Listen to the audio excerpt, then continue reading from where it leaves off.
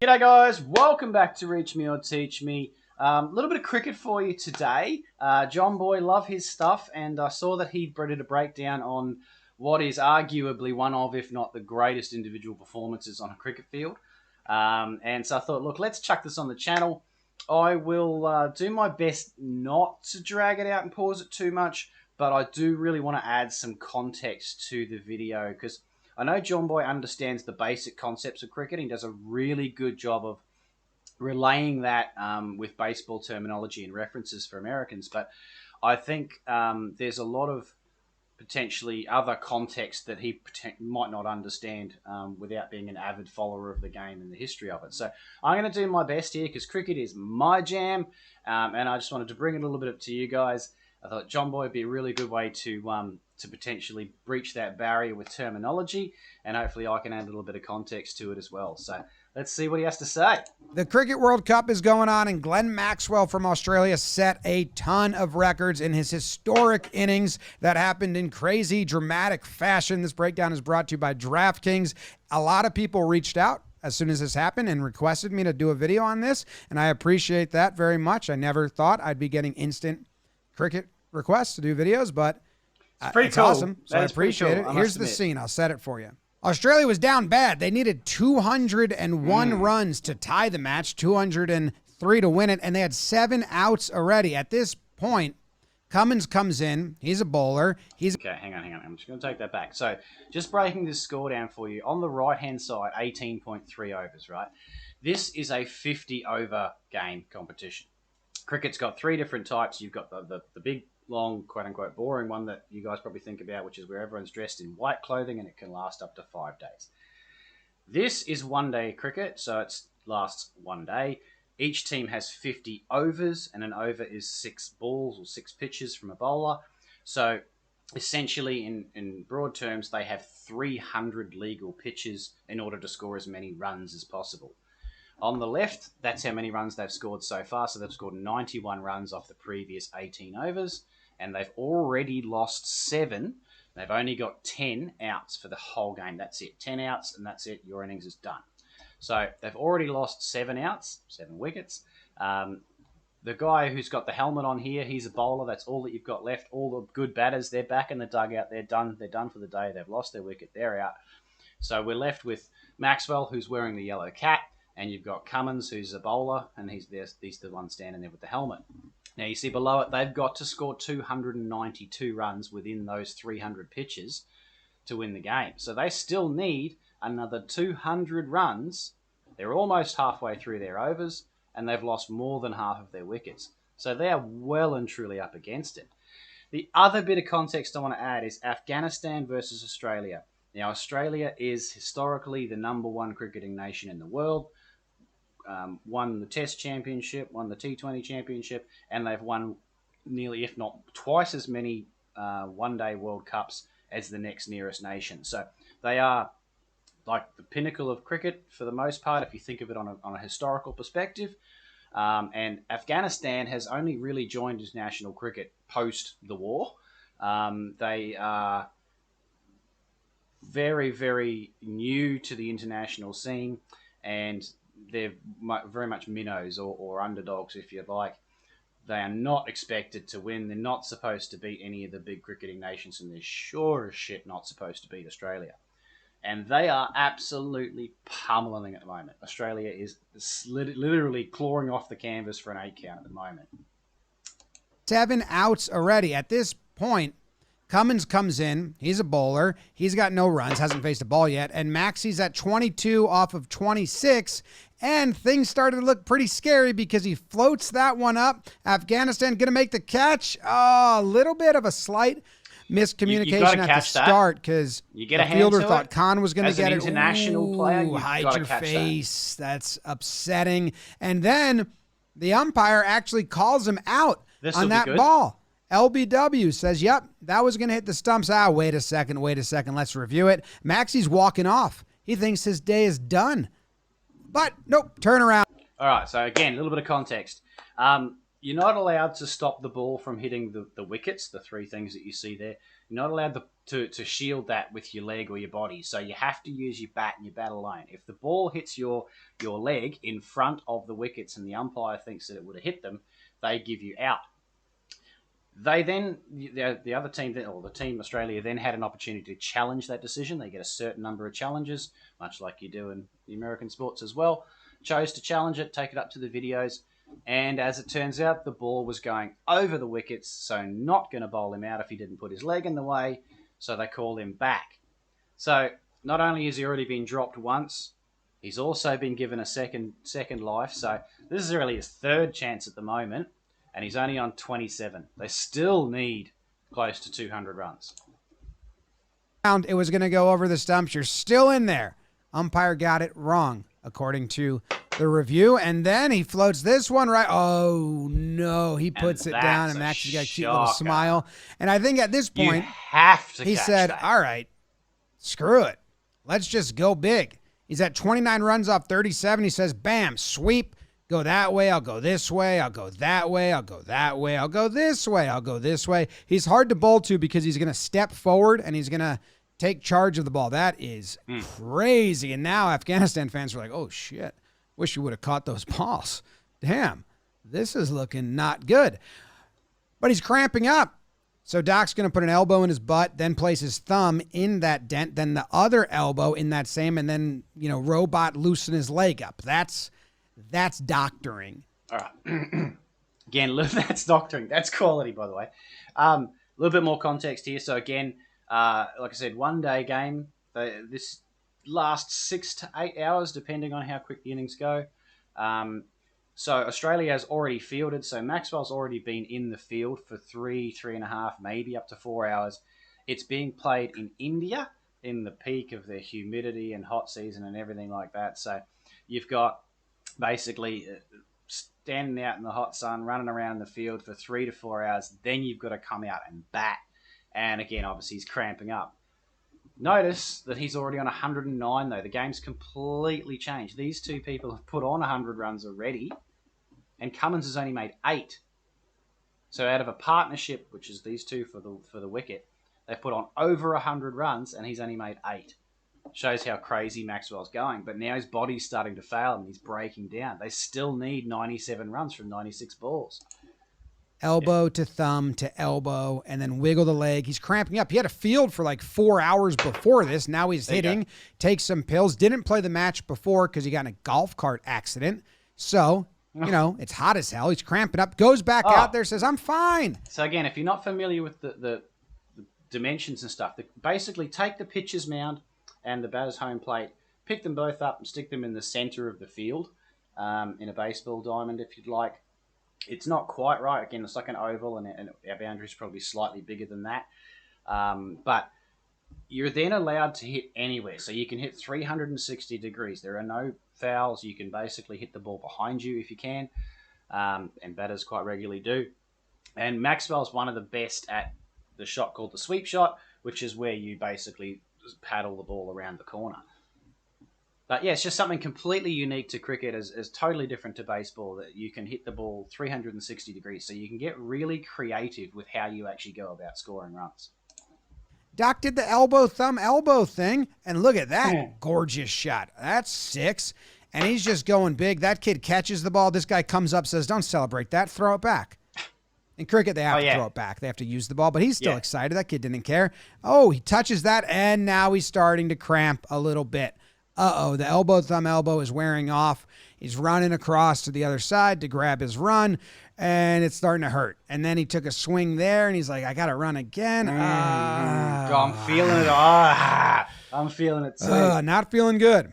On the ground, he's just going to stretch it out himself, do a little yoga. Helmet's off because the bowler throws slow, and he's back to bashing boundaries. Using his legs. Ooh, I don't know if he can use his legs anymore. This was the last time he really tried to use his legs. Look at that. Steps forward, the leg cramps, and then a little bit of the leg there, runs coming. So anyone who's played baseball will appreciate the fact that you can't generate any power if you can't drive through your legs. That you're essentially just using forearms and wrists and shoulders, and it's not never gonna generate enough power to really crunch the ball without using your legs. To do so, you have to get the ultimate flick of the wrist in to really generate a lot of power. But yeah, can you imagine being put up to bat after already being exhausted, cramping up all over the place, and how hard that is to actually get into a good swing position to make contact and then have any power behind the shot. This is remarkable what he's doing. Cummins is like, oh, you good, dude? Oh, no. Wobbling across like a stiff back grandpa. Oh, no. Using the bat as a cane and just trying to stretch it out. And he realizes, hey, I think my legs are done. He's got to go Lieutenant Dan the rest of the way. Just arms, and look what he does. He just flicks that for 4. Cummins laughs. He's like, holy watch smokes, his man. wrists. What are you doing? Yeah, and that one he that's a good sends example. straight on. Right back where it came from for 4. Yep. That fan doesn't even know what he's about to see. Look at the replay of this one. Does not use his legs at all. Just stands there, and it's all timing and arm speed. Look at the difference. On the left, you have how he wants to hit this ball. He wants to step forward. He wants to attack it, drive it. And on the right, he didn't do any of that because that's a really good split screen, actually, giving you a bit of an idea. He got hurt on the left, so he had to stop doing it. So he's got to go no legs the rest of the way, and he's trying to move still. He still's like, all right, I can get across the field to the other side. Scampering, like walking through your house, the lights off. You don't know if you're going to bump into anything. He's hurting pretty bad. Helmet's off again and going to go for a run. Cummins is like, dude, you don't, okay, if you want to. Wobbling, gets back just in the nick of time. Oh, my goodness. Cramp attack. Go still. Lay down. Like a tremor inside his body. Oh, no, not good. Cramp attack. He's laying down like he just got attacked. Doc comes out. This is going to need much more than the elbow, thumb, elbow. He's like, what leg is it? And he's like, I don't know, both of them. Zampa comes down because he would hit next. They need 56 runs from the next 59 balls. Glen Maxwell's at 146. He turned it on so much. He says, hey, I can stretch. Get back up those stairs, Zampa. Don't need you. He's all right, fine. These guys, Afghanistan, have a team meeting like he's by. He can't move. Right. This guy in the middle here, I said before, Afghanistan's the minnows of world cricket and up and coming, This guy in the middle is a stud. He's the number 1 short form bowler in the world. So Afghanistan have got a really good trump card with him on their team. But, so just the general professional experience, the facilities, and just everything. Give them another 20 years. These guys are going to be absolute stars. But at the moment, they're still up and coming. And he's pulled them aside here as the one genuinely elite player on their team. And he's basically come, boys, what are we doing? Move, guys. Guys, this guy can't walk. He can't even stand. Can we just get him out? Shouldn't even take strategy. Just get him out. He says, you're going to take a lot of strategy because look at that one. Cummins just laughing at him. All the boys up he's like, I just wanted to flick it. I just wanted to flick it a little bit. Missed it. Reverse sweep. Gets him. That sums up the creativity that I was talking about. So, because you can hit it anywhere, the fact that he doesn't have any power in his legs or anything, he can use the pace of the bowl or the pitch and just deflect it. And because it's still coming at him, it's not... These guys aren't elite fast bowlers or anything like that, but it's still coming at probably 85 to 90 mile an hour, maybe over 90, and he can just tip it and use the pace to then get it to the boundary. He's still hitting them with different shots. Now on the left, reverse sweep with legs, pretty powerful. On the right, reverse sweep without. On the left, or now he's stepping forward, moving. The other one, Lieutenant Dan, no legs, just kind of standing there, just propped up. Come on! Getting exciting. They need 43 runs off 40 balls, and he goes reverse sweep again and throws it for 6. And now Afghanistan's like, what the fuck is this? Look how cool this is. Spins the bat as the ball's coming and then just flicks it like a... Tell me that shit's not cool. Like, I reckon Americans would love short form cricket if they just got on board. But I reckon there's a real thing attached to they hear cricket and they just think that old stuffy English person standing there in white clothes playing game for 5 days and drinking tea. And it's just not what cricket is. A fly that got too close to his face. It is very impressive because prior to being legless, all of his boundaries, the blue balls, came from balls way out in front. And any ball that he had to let travel deep, he didn't get a boundary on. He didn't get a 4 or a 6, but he can't stretch and he can't move his body to get in the position that he was doing before he went legless. So now he's changing his entire style, letting the ball come to him, just using timing and torque and hands and still And getting wrists. the job done. It's It's wrists. crazy impressive. Baseball fans, it's like if Kurt Gibson came out and hit, like 4 home runs instead of just the 1. Look at that. Just stiff, man. Mr. Roboto. But at this point, look at this smile. He kind of goes, okay, that feels a little better. And then he's going to go for a run at the end of the over here so he can remain on strike. And look at the fist pump. Yeah. He's like, I'm back up. Cummins doesn't have to hit. And the guys up top love that because they're like, shit, he must feel good. Man. Yeah. I think the leg is starting to do better. The pickle juice is working. The cramps are going away. It's still hilarious how he's doing it. So he doesn't have the actual footwork, so he's not moving and shifting his weight, but you can just see he's got himself into that striking position so that he doesn't even have to move. He's just there and he's braced. And from there, he's just shifting his upper body and his core forward to try and propel the ball forward. Normally what you do is you would actually, as a baseball hitter does, they step into the swing to transfer that energy through their body. But he's just, got himself into that hitting position as a preset position, and then he's swinging for the fences. The cramps are going away. It's still hilarious how he's doing it. Hips. I mean, it's just kind of, this guy's just nodding. He's like, oh, okay, I don't know what to do here. That's kind of nuts. They need 25 runs off the next 30 balls. He's yelling at Cummins. He's like, come on, go, go, go, go, go. Waddles across, gets his run, having some fun. He's like, yep, I'm feeling better. Now, this is Cummins batting. And an important part to note about this is Cummins is his partner up there, but he's a bowler first. He can whack it around a bit. All he's trying to do is not get out and get Maxwell back on. So all he's trying to do is survive, and look at that. Just blocks that one. Con tries to kick it. It get past him, and Maxie's like, let's go. I'm up. We get a run, and I'm up. I'm feeling better. I'm going to end this thing. This is the final over. The first ball goes for a big smash, kind of misses it, but looks at Cummins afterwards, and he's like, hey, don't worry. I got this. I feel pretty good. And I saw the ball well. So look, he got a dot ball, the first ball of the over, the next one, boom. And you see him using his legs a little now? Watch him step into this. Oh, yeah. Thank you, Pickle Juice. That's 6. How about it? They're scared. They're like, oh, this sucks. We're going to lose, and it's going to be historic. That is no leg movement at all. Still 6. Now he needs 9 runs from the next 21 balls. Basically, they're going to win the game now. And he says, yep, and I'm going to win it now. They go outside. He goes over there. What's that? Deep cover, cricket fans? Yes. Let me know because there's a lot of positions. I'm Well still done, learning those. Jomboy. It's kind of hard. Cummins is clapping. And then the last ball, he's like, here's 6 to give me 201 runs to give the team enough runs to win. They're going nuts. It's one of the greatest, it's one of the greatest single performances in cricket history. Right, some final context for that.